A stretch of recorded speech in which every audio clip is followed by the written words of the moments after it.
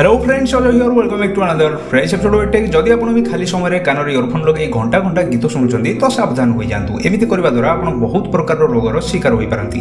Earphone बेसी use करबा द्वारा इयरफोन एक स्वीट पॉइजन भली काम करिथाय। हमको इयरफोन रे फुल साउंड दे गीत सुनबा तो मजा लागे, बट अत्यधिक इयरफोन रो यूज ना केवल हम कान बरम हम टोटल शरीर ऊपर मध्ये खराब प्रभाव पकाई थाए। एवं WHO माने वर्ल्ड हेल्थ ऑर्गेनाइजेशन अनुसार आमे दिन को केते समय इयरफोन रो व्यवहार करि परिबा एवं केते साउंड रे आमे इयरफोन रे गीत सुनिबा हम देह पई भलो। तो एही सब विषय आज वीडियो रे म आपनको फुल डिटेल्स रे जणे देबी। तो आउट ऑफ नष्ट करी चलंतु आरंभ करिबा।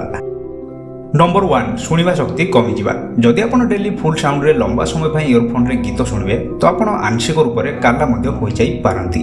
जदि लगातार लंबा समय पई आपण इयरफोन रे फुल वॉल्यूम रे गीत सुनिबे तो आपनकर कानर शुणिबा शक्ति कमी जाए एवं आपन को दूरर कोनोसी भी साउंड सुबा जाए नाही, केवल पाखा पाखी साउंड ही सुना जाए। नंबर 2, हार्ट ऊपर प्रभाव। अधिक साउंड रे गीत सुनिबा केवल कान को नुहे बरम आम हार्ट को मध्य क्षति पहुंचाई थाए। अधिक साउंड रे गीत सुनिबा फल रे हमर हार्ट बीट बढ़ी जाए। नॉर्मल स्पीड थारु आम हार्ट अधिक स्पीड रे बीट होई थाए। तो लंबा समय पर्यंत फुल वॉल्यूम रे गीत सुनिबा द्वारा आम हार्ट ऊपर मध्य खराब प्रभाव पड़ी थाए।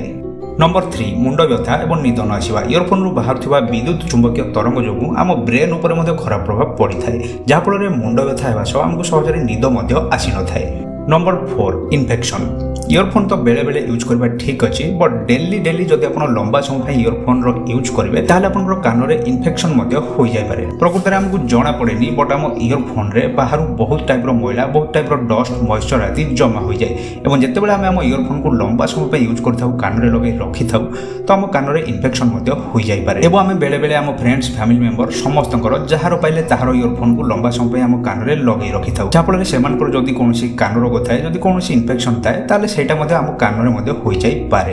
डॉक्टर मान को कहबा अनुसार जे माने प्रतिदिन बेसी समय पर्यंत इयरफोन रो व्यवहार करथांती सेमानकर सुनिबा शक्ति धीरे धीरे कमी जाए। कान रे छन छन एभली शब्द सुबि थाए, मुंड बिंदे, मुंड बुलाई हुए, कान बिंदे, निद सहजरे आसे नाही, एभली लक्षण देखा देई थाए। तो एबे हमें देखिबा वर्ल्ड हेल्थ ऑर्गेनाइजेशन WHO अनुसार आमे प्रतिदिन केते समय इयरफोन को व्यवहार करबा उचित। एमिति रे हमर निहाती दरकार नहले आमे तो इयरफोन को व्यवहार करबा उचित नुहे, but WHO world health organization अनुसार जने लोक दिन को मात्र 60 मिनिट माने दिन को मात्र 1 घंटा पर्यंत इयरफोन रो व्यवहार करबा उचित एवं 60% रु अधिक वॉल्यूम रे गीत सुनिबा उचित नुहे। वर्ल्ड हेल्थ ऑर्गेनाइजेशन अनुसार आमे प्रतिदिन 60 मिनिट रु अधिक समय पई इयरफोन रो व्यवहार करबा उचित नुहे एवं केबे भी 60% रु अधिक वॉल्यूम रे इयरफोन रे गीत सुनिबा उचित नुहे। तो फ्रेंड्स, आई होप कि वीडियो आपको इन्फॉर्मेटिव लागिथिबो। वीडियो आपन किछि जानिबा को पाइथिबे। जदि वीडियो भल लागिछि प्लीज वीडियो को लाइक निश्चित रूप करंतु। आपन निज फ्रेंड्स, फैमिली मेंबर समस्त से वीडियो को शेयर करंतु, जा पर सेमानि बे विषय रे आवर हे परिबे, सचेतन हे परिबे। तो पुणी थोर देखाबो नेक्स्ट कोन से बली इंटरेस्टिंग वीडियो रे। Till then take care, bye bye.